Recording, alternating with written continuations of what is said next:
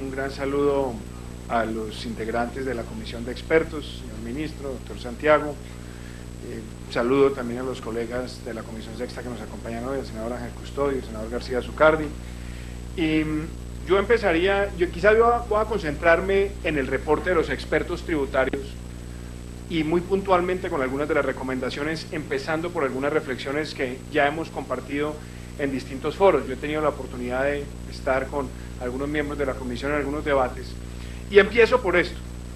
A mí me gusta una frase de John Marshall que decía: el poder de grabar es el poder de destruir. Cuando él empezaba haciendo esa reflexión sobre los sistemas tributarios, hay que tener mucho cuidado cuando vamos a establecer gravámenes, porque muchos de los gravámenes pueden ser disuasores y pueden afectar la estabilidad y la viabilidad económica de muchísimos sectores. Y por eso me parece importante siempre decir que un sistema tributario en un país no puede estar divorciado de los objetivos de largo plazo que un país se fija.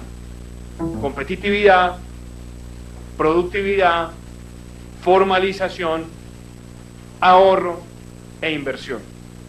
Y yo diría que desafortunadamente el sistema tributario que tenemos en Colombia cada vez está yendo más en contravía de esos objetivos de largo plazo. Y creo que es importante, y usted lo decía, doctor Urrutia, y le agradezco que usted nos haya abierto la provocación para discutir el tema de fondo, es que aquí no podemos hablar solamente de una reforma tributaria estructural, tenemos que hablar de una reforma fiscal estructural. Porque a ustedes les entregaron un paciente para que le atiendan el problema del corazón y el paciente tiene problemas neurológicos, tiene problemas en los riñones, tiene problemas en los pulmones. Entonces las recomendaciones que ustedes hacen pues están muy precisas frente al tema del corazón, pero si no se mira lo demás, de pronto el paciente termina teniendo una falla crónica por los otros síntomas y por los otros problemas.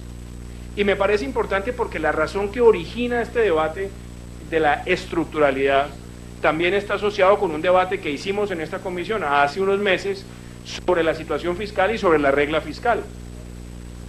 Y aquí quedó absolutamente claro, y consta en las actas donde participó el doctor Leonardo, que hay preocupación de algunos de los miembros de la Comisión de la Regla Fiscal sobre esa tendencia de expandir el gasto público por encima del crecimiento en los últimos años, entre el 2010 y el 2015.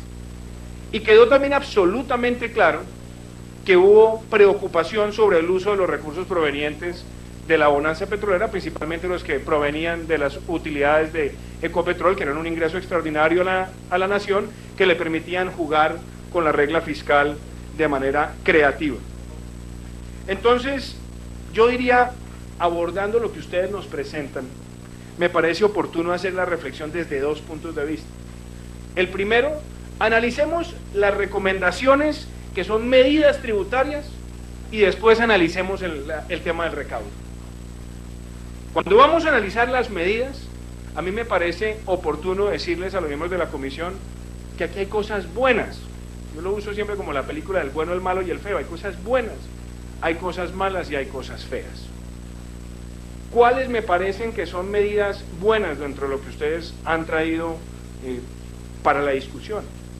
A mí me parece que en aras de fortalecer lo que sería la inversión como objetivo de la reforma tributaria y de esa sincronización de la política tributaria con los objetivos de largo plazo, pues bienvenida la deducción del IVA sobre los bienes de capital, es algo que se viene pidiendo a gritos.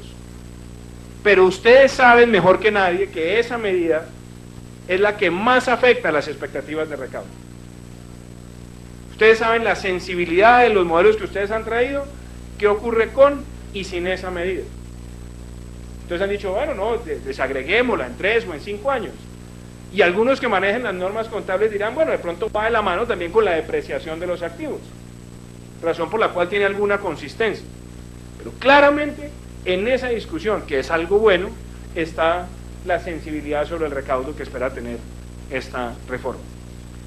Me parece bien lo que ustedes plantean del fortalecimiento de la DIAN. Está absolutamente claro, tenemos una DIAN con presencia en menos de 50 municipios, tenemos una densidad de oficial de inspección por debajo de lo que tienen otros países de referencia en el continente, sin ir muy lejos lo que tenemos en los 3 países de la Alianza del Pacífico que están con nosotros allí. Me parece positivo el enfoque que hay de mejorar la supervisión y perseguir los recursos de las sinónimo de lucro que se visten de sin ánimo de lucro. Pero también me parece importante decir que quedan algunas herramientas de discrecionalidad allí que tampoco pueden quedar a ojo de buen cubero de una comisión reducida que diga cuáles son las buenas, las malas y las regulares. Yo creo que hay que establecer unos criterios mucho más transparentes, más abiertos sobre esa clasificación para que no termine siendo también una medida donde quienes tengan la capacidad de obtener más favores y canonjías van a tener mejor calificación que otros. Me parece positivo corregir lo que también la OCDE dijo en su análisis, el monstruo de las tres cabezas, impuesto de renta, CRE y sobretasa del CRE, lo cual hace más compleja la capacidad de las empresas de presentar información tributaria, la encarece, la vuelve mucho más lenta y obviamente genera desincentivos frente a la amigabilidad que debería tener el sistema. Me parece también importante que hayan depurado lo del IMAN y el IMAS, que es algo que veníamos diciéndole a gritos al doctor Ortega desde cuando lo introdujo, no haga las cosas más complejas, busque los criterios mucho más transparentes y además teníamos un problema gravísimo donde por el mismo ingreso con diferente actividad económica había una sanción mayor para unos y otros. Yo creo que ustedes lo están corrigiendo y bienvenida sea esa propuesta. Y me parece también que el enfoque de las utilidades empresariales es muchísimo más transparente, va acorde con lo que se está haciendo en materia de normas NIF, entonces también bienvenida esa apreciación. El 4 por 1000, por ejemplo, y yo lo debo decir también con claridad, a todos nos parece un impuesto antipático, odioso, pero la verdad es que creo que es difícil encontrar un impuesto que le dé más predecibilidad a la autoridad tributaria y que sea de más fácil y más eficiente recaudo. Y como diría alguien, si no existiera habría que inventarse algo parecido. Entonces yo entendí, yo estuve en ese debate, creo que fue con el doctor Alfredo Lewin con la Sobancaria, donde yo planteé y dije, mire, dadas las circunstancias, es preferible mantener el impuesto que quitarlo, porque esos 5 billoncitos o más va a ser muy difícil buscarlos por otra fuente. Entonces me parece que yo creo que en el criterio de expertos tributarios el impuesto no les gusta, pero sabemos por qué lo dejaron y también me parece importante. Ahora voy a hablar de cosas malas y aquí voy a tener algunas discrepancias con lo que ha planteado el doctor Guillermo Perry. A mí me parece importante que en el país discutamos el tema de los dividendos. Me parece importante, me parece una discusión sana. Ahora, ¿cuánto esperan tener de recaudo por impuesto a los dividendos? En las simulaciones que ustedes han hecho y que nosotros hemos hecho, no nos da más de 1 billón. Yo no sé si puedan ser más o menos, no nos da más de 1 billón. Ahora, ¿1 billón es mucho o es poquito? Entonces uno diría, ¿es poquito frente a qué? Y mi mayor preocupación es con un país como Colombia, que tiene tan bajo desarrollo de los mercados de capital en el contexto internacional y en el contexto latinoamericano. Un país como Colombia, que tiene 77 empresas listadas en bolsa y solamente 5 acciones transan más de 5 millones de dólares al día, debería preocuparnos en lo que debe ser el mercado de capitales de una de las economías más grandes de la región. Muy por debajo de lo que tienen en transabilidad accionaria países de la Alianza del Pacífico. Entonces me parece a mí que de pronto por esta vía podemos disuadir un mayor desarrollo del mercado de capitales. Y se puede ajustar. Y yo creo que podríamos establecer unos umbrales para tener esa discusión de una forma mucho más clara y unos umbrales donde realmente estuviéramos buscando perseguir a quienes realmente tienen una gran capacidad de arbitrio en los mercados de capital. Y por otro lado, me parece a mí que los países que cuentan con el impuesto de los dividendos, y usted lo sabe bien, doctor Guillermo, por ejemplo, hablemos del caso chileno, tiene una mayor reducción en la tarifa de renta. ¿Para qué? Para que quien está haciendo una inversión y toma recursos e invierte en una empresa, y la empresa a la cual él invirtió y ayudó a crear le tiene que pagar el impuesto de utilidades empresariales, después lo que usted recibe como parte de lo que invirtió le puede restar a usted competitividad frente a otros países.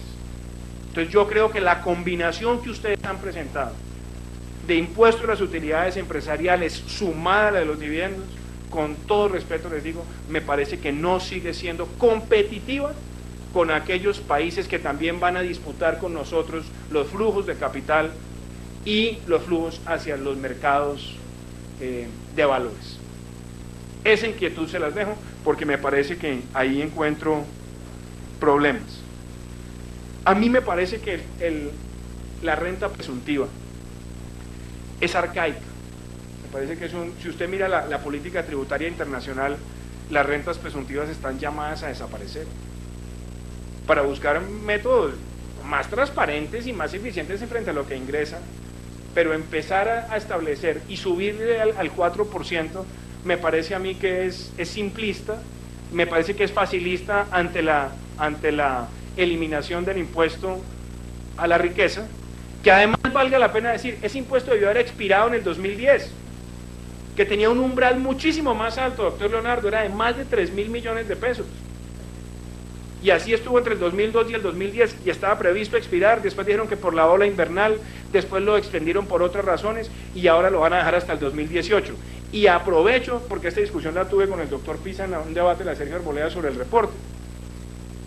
Yo entiendo que ustedes podrán decir, y mucha gente podrá decir en frío, que ese es un impuesto antitécnico, pero yo también aprovecho esto para reivindicar algo. Cuando se decretó ese impuesto al patrimonio en Colombia, ese impuesto que después se convirtió en impuesto a la riqueza, era en un país que estaba primero sitiado por la inseguridad y donde la inseguridad había generado una depreciación de activos dramática en todo el país. Dramática.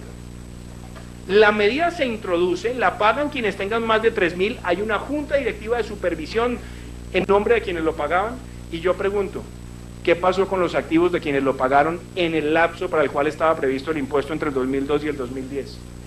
La valorización de los activos de quienes lo pagaron le devolvió a ellos con creces lo que pagaron de ese impuesto a la riqueza.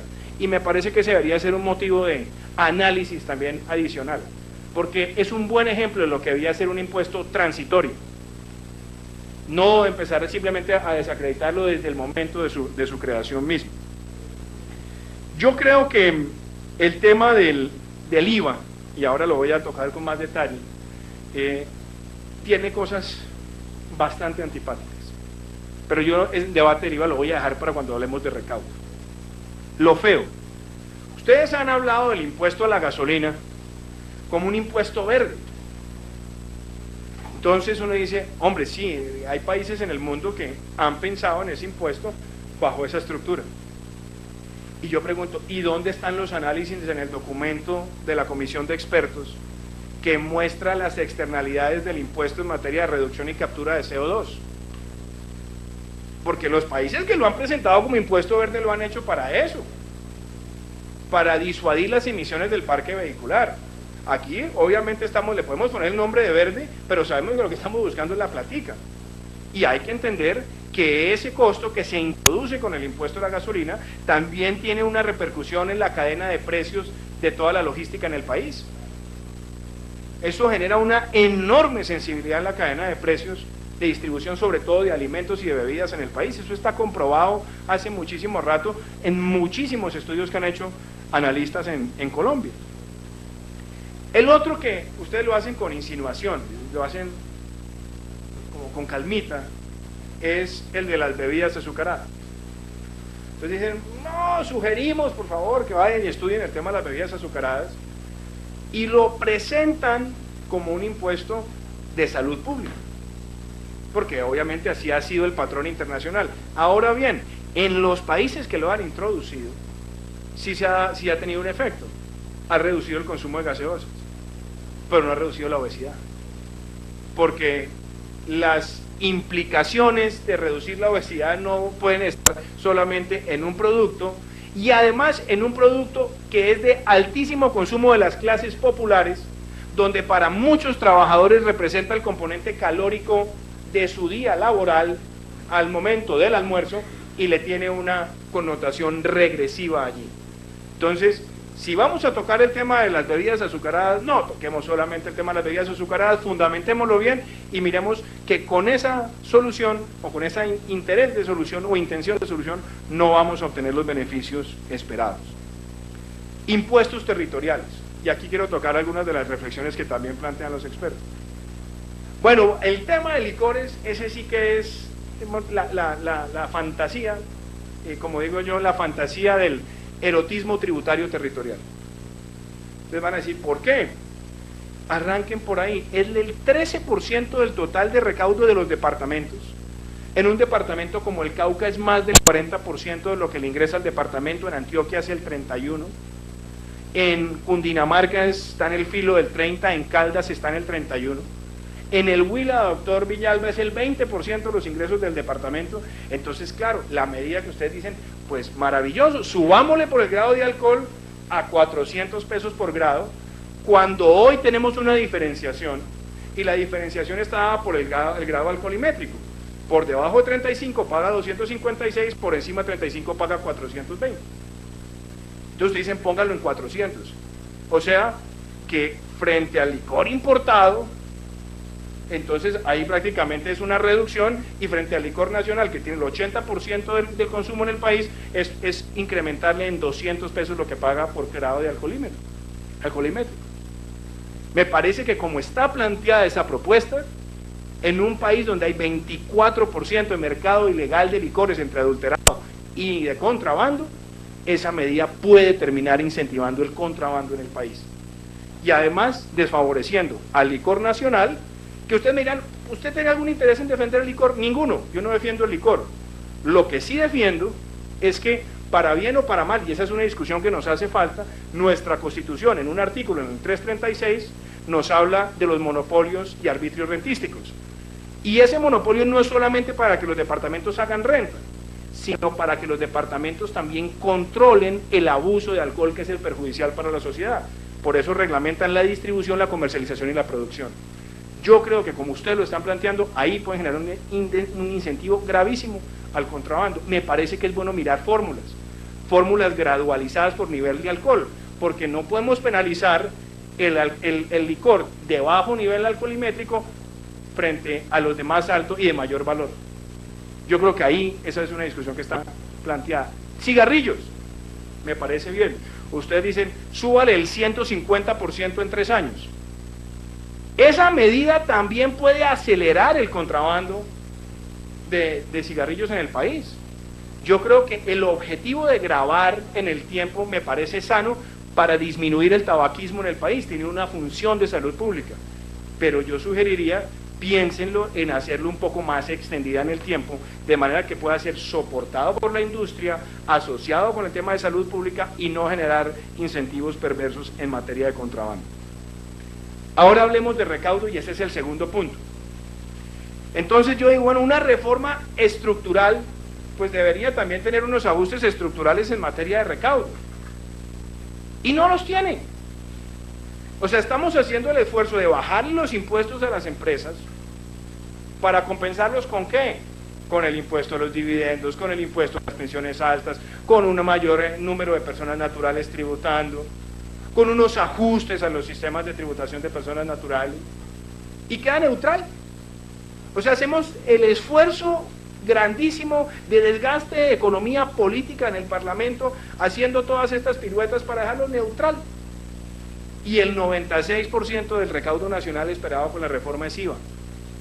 Entonces uno puede decir, oiga, esto, perdóname, déjeme, yo termino, doctor Guillermo, porque a mí me parece sano el debate. Yo tenía, de hecho, aquí un cuadrito, yo no sé si, que es este, si lo tiene por ahí la gente del equipo mío. Sigamos.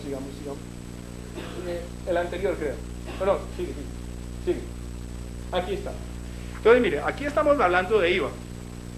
¿Por qué me parece importante este ejercicio? Porque sin la devolución del IVA o sin la deductibilidad del IVA para bienes de capital, la reforma en cuanto a recaudo nacional puede ser de 14.7 billones. Si yo le introduzco, para favorecer la inversión, en la deductibilidad, el recaudo se me baja a 8.3. Entonces, ahí está la sensibilidad.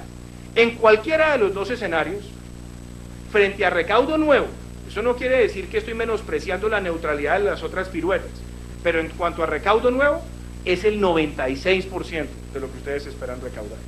Y me sorprendió una cosa, doctor Leonardo, y se la hago con una pregunta muy respetuosa.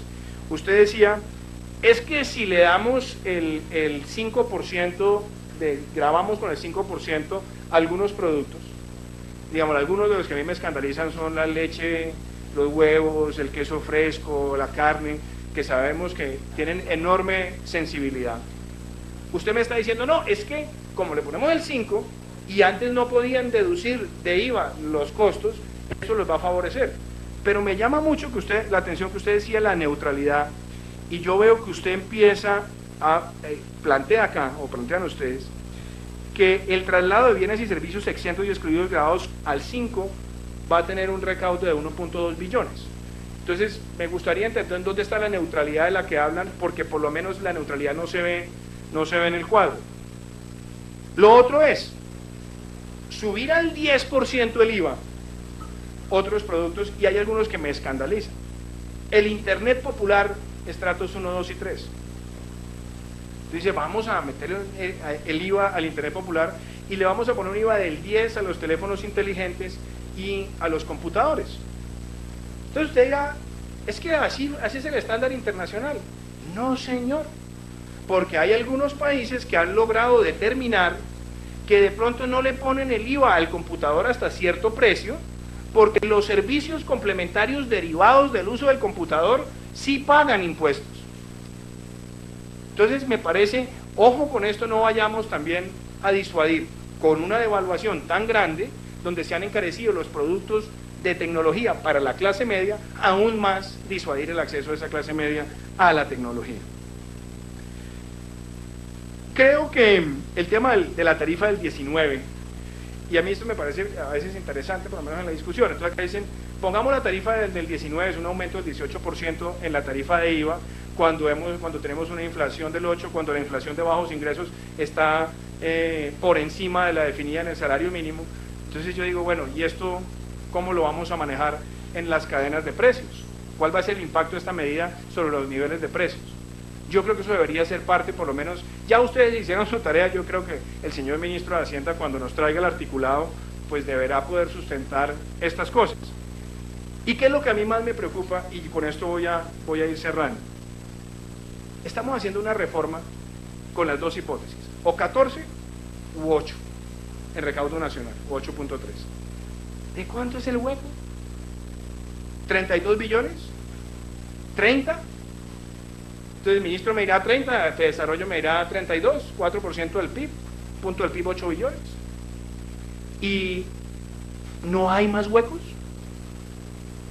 O sea, lo que hablamos acá cuando hablamos de la regla fiscal, doctor Leonardo, donde quedó absolutamente claro que bajo la metodología que está definida en el marco fiscal de mediano plazo para el precio del petróleo, nuestro hueco sería más grande el año entrante y más adelante aún mayor. Porque estamos utilizando una fórmula 414 que está alejando de la realidad los precios del petróleo frente al cálculo fiscal. Ahora el ministro ciertamente dirá, es que este año hicimos el presupuesto con un ajuste más conservador. Sí, se lo aplaudimos, señor ministro, está bien. Cuando usted presentó el plan financiero lo dijimos, está bien, pero ojalá también se viera reflejado eso en el marco fiscal de mediano plazo, porque si no el tamaño del hueco sería distinto. Otra cosa, la salud. ¿Y los 8 billones de la salud dónde están? Dijeron que la liquidación de Saludcop eran 2 billones, ya van en 5. Y fuera de eso, otra, que es, a mí me encanta cuando hablamos de las cifras del posconflicto, porque no hay billetera que aguante.